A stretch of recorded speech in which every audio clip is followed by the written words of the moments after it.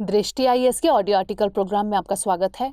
आज का हमारा आर्टिकल द हिंदू में प्रकाशित लेख group of 7 reviving the spirit of multilateralism और द इंडियन एक्सप्रेस में छपे लेख द G7 अपॉर्चुनिटी के सम्मिलित सारांश पर आधारित है। इसमें टीम दृष्टि के इनपुट्स भी शामिल हैं। यह ऑडियो आर्टिकल सामान्य अध्ययन प्रश्न पत्र 2 के अंतर्राष्ट्रीय संबंध खंड से जुड़ा है। तो आइए लेख की शुरुआत करते हैं।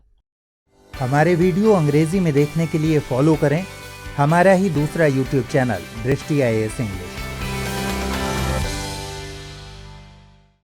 हाल ही में ब्रिटेन के कॉर्नवाल में चल रहे G7 देशों के 3 दिवसीय शिखर सम्मेलन का समापन हो गया। इस सम्मेलन में भारत सहित ऑस्ट्रेलिया, दक्षिण अफ्रीका और दक्षिण कोरिया को बतौर मेहमान शामिल होने के लिए आमंत्रित किया गया था। यह सम्मेलन ऐसे वक्त में संपन्न हुआ जब पूरी दुनिया कोरोना वायरस की जद में है। चाहे सवाल वर्ल्ड इकोनॉमी को फिर से पटरी पर लाने का हो या क्लाइमेट चेंज से जुड़े लक्ष्य हासिल करने की ओर बढ़ने का, या फिर विभिन्न देशों के बीच संबंधों को और ज्यादा बेहतर बनाने का, इन तमाम मसलों पर गंभीरता से विचार विमर्श तभी हो सकता है जब दुनिया कोरोना वायरस महामारी के चंगुल से निकल सके। जाहिर है, इन हालातों में महामारी के चंगुल से दुनिया को जल्द से जल्द आजाद कराने का लक्ष्य सम्मेलन के एजेंडे में सबसे ऊपर रहा। ऐसे में G7 सम्मेलन कोरोना वायरस से निपटने की वैश्विक रणनीतियों और प्रतिबद्धताओं पर आधारित रहा। यह सम्मेलन भविष्य में आने वाली महामारियों के खिलाफ लड़ने के लिए स्वास्थ्य व्यवस्था को मजबूत करने, कोरोना वायरस से लड़ने और मुक्त एवं निष्पक्ष व्यापार का समर्थन करके भविष्य की समृद्धि को बढ़ावा देने जैसे मसलों पर केंद्रित रहा। इसके अलावा जलवायु परिवर्तन से निपटने और पृथ्वी की जैव विविधता का संरक्षण करने जैसे मामले भी मुख्य रूप से चर्चा में रहे। इस सम्मेलन में प्रधानमंत्री श्री नरेंद्र मोदी ने वर्चुअली शिरकत की। पीएम ने इस दौरान कोरोना वायरस से वैश्विक रूप से निपटने के लिए वन अर्थ वन हेल्थ की अपील की। इसके जरिए उन्होंने मांग की कि इस महामारी को देखते हुए G7 समूह के देश कोविड-19 वैक्सीन की पेटेंट सुरक्षाओं को हटा दें। उन्होंने भविष्य की महामारियों को रोकने के लिए एक वैश्विक साझेदारी, नेतृत्व और समन्वय की भी मांग की। उन्होंने कहा कि चुनौतियों से निपटने के लिए ये लोकतांत्रिक और पारदर्शी समाज की जिम्मेदारी है।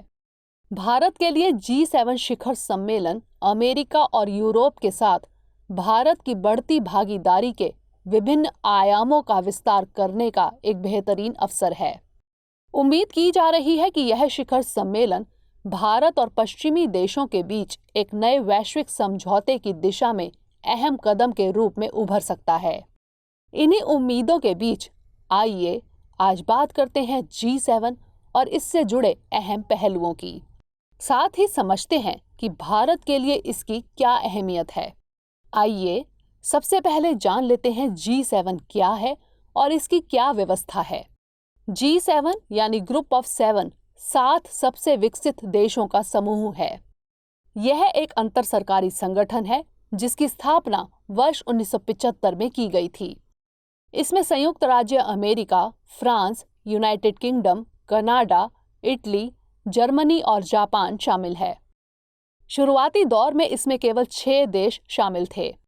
1976 में इसमें कनाडा को भी शामिल किया गया। इसके बाद से इसे G7 कहा जाने लगा है। 1997 में रूस के इस समूह में शामिल होने के बाद कई सालों तक G7 को G8 के रूप में जाना जाता रहा। हालांकि रूस को 2014 में क्रीमिया विवाद के बाद इस समूह से निष्कासित कर दिए जाने के बाद समूह को फिर से G7 कहा जाने लगा। यह संगठन वैश्विक आर्थिक शासन, अंतर्राष्ट्रीय सुरक्षा, ऊर्जा नीति, सतत विकास और समृद्धि जैसे मुद्दों पर काम करता है। G7 देशों के सदस्य आपसी हितों के मामलों पर चर्चा करने के लिए हर साल मिलते हैं, यानी प्रतिवर्ष समूह की बैठक आयोजित करते हैं। हर सदस्य देश बारी बारी से इस समूह की अध्यक्षता करता है और 2 दिवसीय वार्षिक शिखर सम्मेलन की मेजबानी करता है। शिखर सम्मेलन में होने वाली चर्चा के मुद्दे और संबंधित बैठकों समेत तकरीबन सभी मामले शेरपा द्वारा नियंत्रित किए जाते हैं, जो कि आमतौर पर सम्मेलन में हिस्सा लेने वाले नेताओं के प्रतिनिधि या राजनयिक स्टाफ के सदस्य होते हैं। G7 संगठन का कोई औपचारिक संविधान और स्थायी मुख्यालय नहीं है। वार्षिक शिखर सम्मेलन के दौरान लिए गए निर्णय सदस्य देशों पर गैर बाध्यकारी होते हैं। सम्मेलन के दौरान यूरोपीय संघ, अंतर्राष्ट्रीय मुद्रा कोष, विश्व बैंक और संयुक्त राष्ट्र जैसे महत्वपूर्ण अंतर्राष्ट्रीय संगठनों के प्रतिनिधियों को भी आमंत्रित किया जाता है। बहरहाल, इस साल शिखर सम्मेलन का 47वां संस्करण आयोजित हुआ। तो चलिए अब समझते हैं कि 47वें G7 समिट में क्या कुछ खास रहा। साथ ही जानते हैं कि इस मौके पर सदस्य देशों ने कौन से बड़े फैसले किए। 47वें G7 समिट में कई अहम बातें निकलकर सामने आई।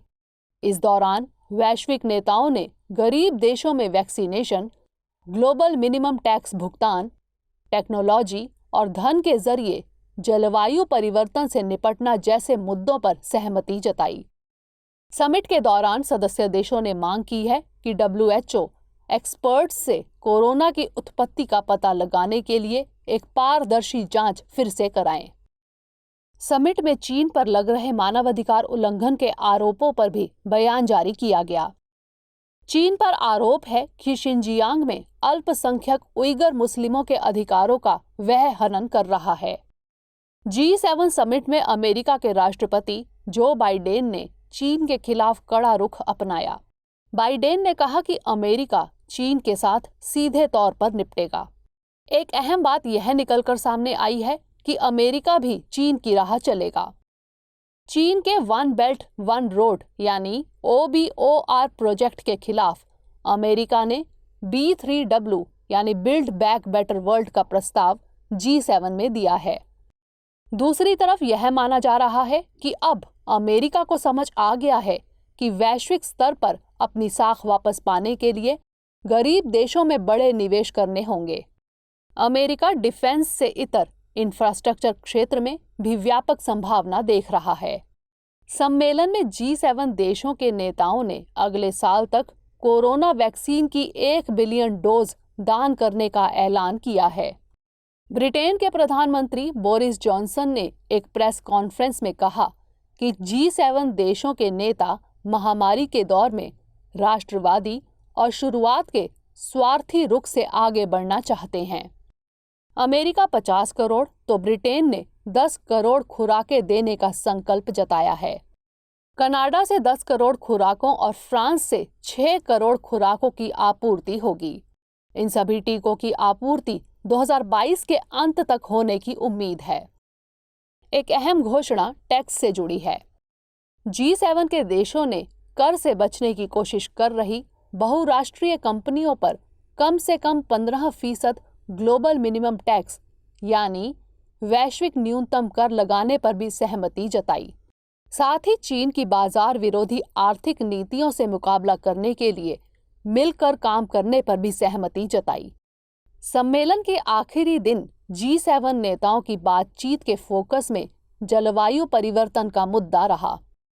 सदस्य देशों ने पर्यावरण संकट से निपटने के लिए संयुक्त सहयोग को समर्थन दिया। साझा बयान में कहा गया कि हम 2030 तक 2 दशकों में अपने सामूहिक उत्सर्जन को आधा करने, 2025 तक जलवायु वित्त को बढ़ाने व सुधारने और 2030 तक अपनी भूमि और महासागरों के कम से कम 30% के संरक्षण के लिए प्रतिबद्ध हैं। इसके अलावा गरीब देशों को उत्सर्जन कम करने में मदद के लिए $100 अरब मुहैया कराने पर भी सहमति बनी। G7 के देशों ने 2050 तक कार्बन उत्सर्जन को 0 तक पहुंचाने का भी इरादा जताया है। इसके अलावा G7 देशों ने लड़कियों की शिक्षा, भविष्य की महामारी को रोकने और वैश्विक स्तर पर हरित ढांचा को लेकर मदद के संबंध में महत्वाकांक्षी घोषणाएं की। इन सब के अलावा सम्मेलन में कार्बिस बे डिक्लेरेशन जारी किया गया है। आइए समझते हैं कार्बिस बे डिक्लेरेशन क्या है। G7 के नेताओं ने शिखर सम्मेलन के एक विशेष सत्र के बाद कार्बिस बे डिक्लेरेशन जारी किया। कार्बिस बे डिक्लेरेशन एक ऐतिहासिक वैश्विक स्वास्थ्य घोषणा पत्र है। चूंकि यह सम्मेलन दक्षिण पश्चिम इंग्लैंड के तटीय शहर कार्नवाल के कार्बिस बे रिसोर्ट में संपन्न हुआ, इसलिए यहाँ अपनाए गए घोषणा पत्र को कार्बिस बे डिक्लेरेशन नाम दिया गया। इसके जरिए कोरोना वायरस महामारी की वजह से हुई आर्थिक और मानवीय तबाही की पुनरावृत्ति को रोकने की कोशिश करने के लिए एक योजना तैयार की जाएगी। कार्बिस बे डिक्लेरेशन में कई प्रस्ताव शामिल हैं। G7 देशों के इस डिक्लेरेशन में भविष्य में पैदा होने वाली महामारी के खिलाफ ठोस कदम उठाने के सभी उपाय शामिल हैं, जिसमें भविष्य में किसी भी बीमारी के लिए वैक्सीन, इलाज और निदान विकसित करने और उसे लाइसेंस देने के समय को 100 दिन से कम करना शामिल है। इसके अलावा ग्लोबल सर्विलांस नेटवर्क और जीनोम सीक्वेंसिंग की क्षमता को भी बढ़ाना शामिल है। उम्मीद की जा रही है कि यह हमें भविष्य की महामारियों के लिए तैयार करेगा। वहीं यह सम्मेलन कई लिहाज से मेहमान देश भारत के लिए भी अहम रहा।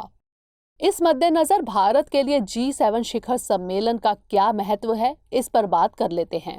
भारत के लिए G7 कई मायनों में अहमियत रखता है। मौजूदा अमेरिकी राष्ट्रपति जो बिडेन अमेरिकी गठबंधनों को मजबूत करने और भारत को एक नए वैश्विक समीकरणों में शामिल करने के लिए प्रतिबद्ध है।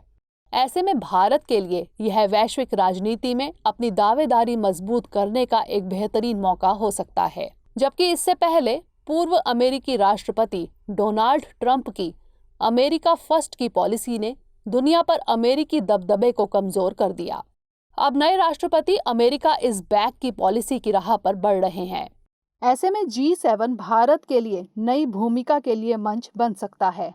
यह संगठन ट्रेड, कश्मीर मुद्दे और रूस तथा ईरान के साथ भारत के संबंधों पर G7 सदस्यों से विचार विमर्श करने के लिए एक बेहतर मंच उपलब्ध कराता है।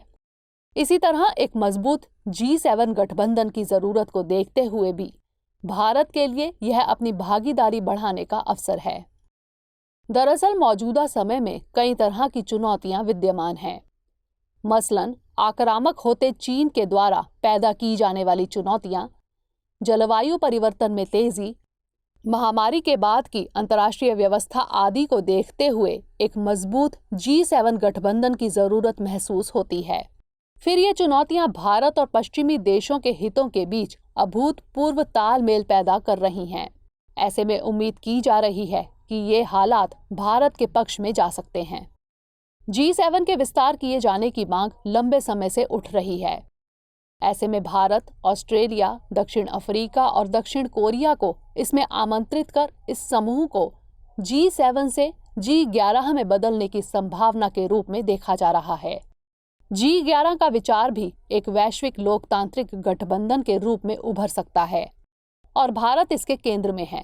अगर ऐसा होता है तो प्रस्तावित G11 समूह दुनिया के सबसे अमीर देशों में भारत के स्थान को मान्यता प्रदान करेगा और वैश्विक स्तर पर इसकी आवाज को स्वीकृति मिलेगी। चीन से मुकाबले के रूप में देखें तो भी भारत के लिए G7 काफी अहमियत रखता है। चीन भारत की वैश्विक आकांक्षाओं को पूरा करने में सबसे बड़ी बाधा बना हुआ है।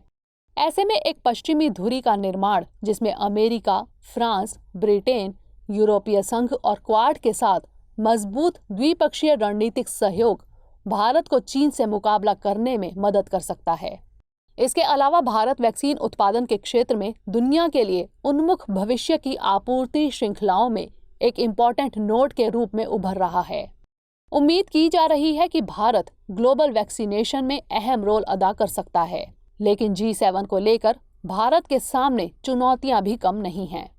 इस लिहाज से G7 और भारत के साथ संबद्ध चुनौतियों की चर्चा करते हैं। ऐसे कई मसले हैं जिन्हें लेकर विवाद है। भारत और पश्चिमी देशों के बीच बढ़ते पारस्परिक हितों के बढ़ने का मतलब यह नहीं है कि दोनों पक्ष हर बात पर सहमत होंगे। ऐसे कई मुद्दे हैं जिन्हें लेकर पश्चिमी देशों के साथ मतभेद है। मसलन आर्थिक भूमिका से लेकर सोशल मीडिया के लोकतांत्रिक विनियमन, प्रौद्योगिकी के क्षेत्र आदि। ऐसे में परस्पर हितों का टकराव हो सकता है। इसके अलावा G7 के भीतर भी आंतरिक खींचतान है, या यूं कहें कि सदस्य देशों के बीच आंतरिक तौर पर कई असहमतियां मौजूद हैं। मसलन आयात पर लगने वाले कर और जलवायु परिवर्तन से संबंधित कार्यवाहियों को लेकर अमेरिका और अन्य सदस्य देशों के बीच विवाद है। इसी तरह सुरक्षा योगदान, ईरान आदि मुद्दों पर सदस्यों के बीच मतभेद है। इन मतभेदों को देखते हुए एक बहुपक्षीय मंच के रूप में G7 की प्रभावशीलता के मूल्यांकन की मांग उठती रहती है। भारत के सामने अमेरिका और चीन के बीच उभरता हुआ नया शीत युद्ध भी एक चुनौती बन सकता है।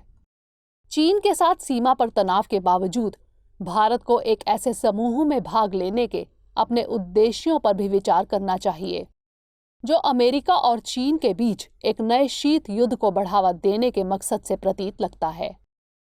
इसी तरह G7 में प्रतिनिधित्व के अभाव पर भी सवाल उठाए जाते हैं, क्योंकि अफ्रीका, लैटिन अमेरिका या दक्षिणी गोलार्ध का कोई देश G7 संगठन का सदस्य नहीं है। महत्वपूर्ण उभरती हुई अर्थव्यवस्थाओं को इसकी सदस्यता से वंचित रखना G7 की एक बड़ी कमी है। ऐसे में G20, जो भारत, चीन, ब्राजील जैसी उभरती हुई अर्थव्यवस्थाओं की आकांक्षाओं का प्रतिनिधित्व करता है, उसके उभार ने G7 जैसे पश्चिमी देशों के वर्चस्व वाले समूह को चुनौती दी है। आपको बता दें कि 1999 में वैश्विक आर्थिक चिंताओं से निपटने और ज्यादा देशों को एक साथ लाने के लिए G20 समूह का गठन किया गया था। बदलते वैश्विक परिदृश्य में यह जरूरी हो गया है कि G7 अपने में सुधार करे। तो ऐसे में सवाल है, आखिर क्या हो आगे की राह? भारत लगातार वैश्विक राजनीति में अपनी भागीदारी को मजबूत करने की कोशिश कर रहा है। ऐसे में G7 के मार्फत पश्चिमी देशों के साथ एक मजबूत साझेदारी भारत के राष्ट्रीय हितों को सुरक्षित करने में मदद कर सकती है। साथ ही इससे भारत के अंतर्राष्ट्रीय संबंधों में एक नया आयाम जुड़ेगा। हालांकि इसके लिए वैश्विक आर्थिक व्यवस्था में सुधार, जलवायु परिवर्तन को कम करने, हरित विकास को बढ़ावा देने, भविष्य में दुनिया की महामारियों के प्रति प्रतिरक्षा विकसित करने जैसे साझा हितों पर लगातार बातचीत की जरूरत होगी। तभी भारत अपनी मजबूत दावेदारी पेश कर सकता है। फिर विश्व के सामने जिस तरह की चुनौतियां बढ़ी हैं, G7 समूह को भी अपने में सुधार करने की जरूरत है। खास तौर से G7 के सदस्य देशों को इसके विस्तार पर ध्यान देने की दरकार है, ताकि भारत, ब्राजील जैसी उभरती अर्थव्यवस्थाओं को प्रतिनिधित्व मिल सके। सदस्य देशों को आपसी मतभेदों को भुलाकर एकजुटता के साथ मिलकर काम करने की जरूरत है। इसके अलावा इस संगठन को जलवायु परिवर्तन जैसे पर्यावरणीय मुद्दों पर गंभीरता से काम करने की जरूरत है। साथ ही G7 को आतंकवाद, व्यापार और विभिन्न देशों के बीच आंतरिक संघर्ष जैसे प्रमुख अंतर्राष्ट्रीय मुद्दों पर ध्यान देना चाहिए। एक मंच के रूप में इसे गरीबी और बीमारियों के उन्मूलन जैसी वैश्विक चिंताओं के समाधान की ओर आगे बढ़ना चाहिए, ताकि हम सब मिलकर एक बेहतर दुनिया की ओर कदम बढ़ा सकें। आइए अब नोट करते हैं आज का सवाल। कोरोना वायरस से निपटने और भविष्य की महामारी की चुनौतियों के संदर्भ में G7 का 47वां शिखर सम्मेलन काफी अहम रहा। विश्लेषण कीजिए।